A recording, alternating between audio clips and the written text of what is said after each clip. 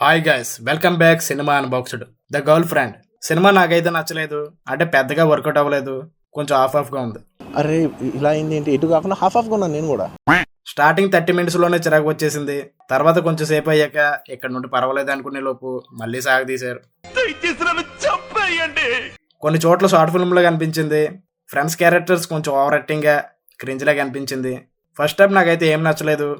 Interval దగ్గర కొంతవరకు బాగానే ఉంది. ఇక సెకండ్ హాఫ్ మాత్రం పర్వాలేదు, కొంచెం చూడాలనిపించింది.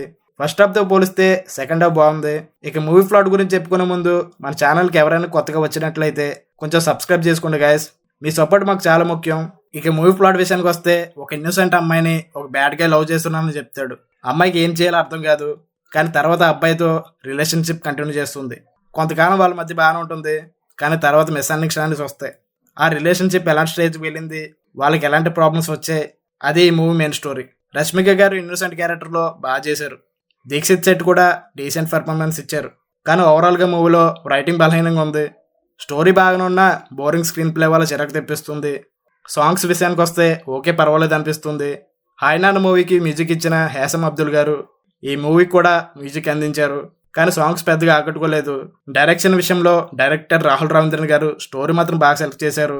కానీ స్క్రీన్ ప్లే ఎంగేజింగ్ గా లేకపోవడం వల్ల ఆడియన్స్ కనెక్ట్ అవ్వడం కష్టం అవుతుంది. ఫైనల్ గా నాకు అనిపించింది ఏంటంటే, ద గర్ల్ ఫ్రెండ్ అనేది గుడ్ కాన్సెప్ట్ ఉన్న మూవీ, కానీ స్లో నేరేషన్ వల్ల నాకు పెద్దగా నచ్చలేదు. Performances okay, music average. Overall గా చెప్పాలంటే యావరేజ్ మూవీ. ఈ మూవీకి నేను ఇస్తున్న రేటింగ్ 2.75. మూవీ చూసాక మీకేమనిపించింది కింద కామెంట్ సెక్షన్ లో చెప్పండి. మళ్ళీ నెక్స్ట్ వీడియోలో మళ్ళీ కలుద్దాం. అప్పటి వరకు కీప్ వాచింగ్ సినిమా అన్బాక్స్డ్.